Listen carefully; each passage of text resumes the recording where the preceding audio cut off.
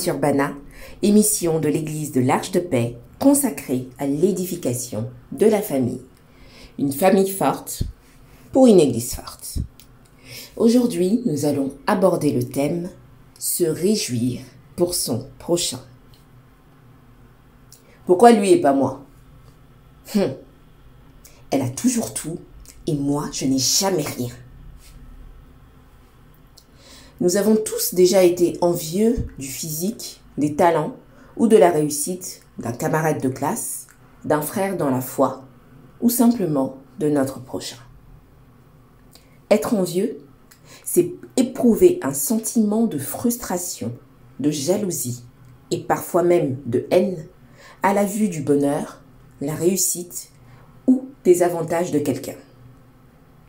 Dans Proverbe 14, verset 30, il est écrit « Un cœur calme est la vie du corps, mais l'envie est la carie des os. » Ce sentiment de convoitise ronge insidieusement notre paix, notre confiance en Dieu, tout en nous écartant de sa volonté parfaite et menaçant ainsi notre salut.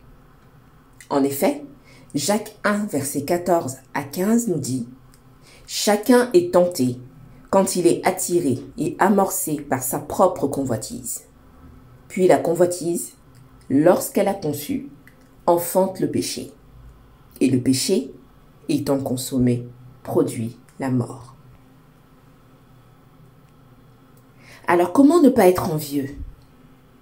Galates 5, verset 16 nous recommande de marcher par l'esprit et nous n'accomplirons pas les désirs de notre nature propre.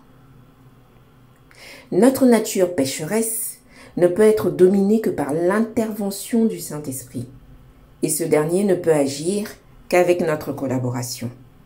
Autrement dit, ces désirs destructeurs ne peuvent être anéantis que si nous laissons le Saint-Esprit diriger nos vies.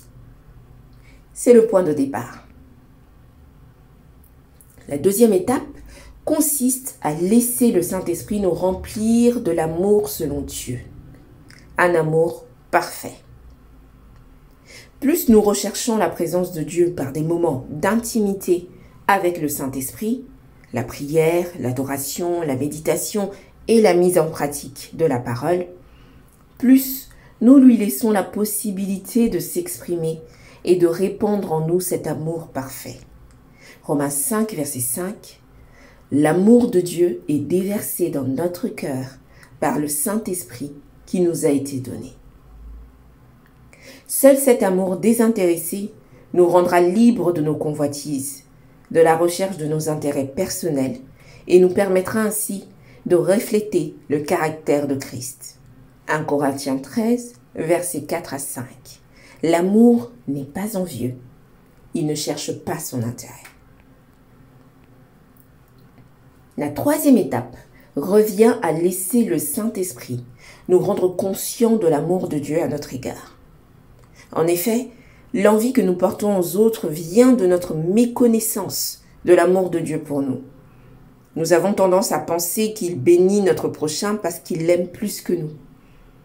Et nous envions cette relation qui nous semble exclusive. Pourtant, Dieu a pour chacun de nous un amour particulier et sans mesure.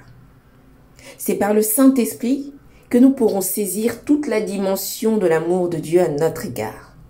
Éphésiens 3, versets 17 à 18. « Je prie que vous soyez enracinés et fondés dans l'amour pour être capables de comprendre avec tous les saints quelle est la largeur, la longueur, la profondeur et la hauteur de l'amour de Christ. » Enfin, laissons le Saint-Esprit nous aider à renoncer à nous-mêmes pour nous focaliser sur les besoins de Dieu. Bien souvent, l'envie que nous manifestons cache notre orgueil ou un besoin de reconnaissance des hommes. Or, par cette attitude, nous allons à l'encontre du plan parfait de Dieu pour nos vies. En effet, chacun de nous est équipé différemment pour remplir une mission qui lui est propre. C'est par l'Esprit de Dieu que nous parviendrons à renoncer à nos envies personnelles pour faire de la volonté de Dieu notre volonté. Galates 5, versets 25 à 26. Si nous vivons par l'Esprit, marchons aussi selon l'Esprit.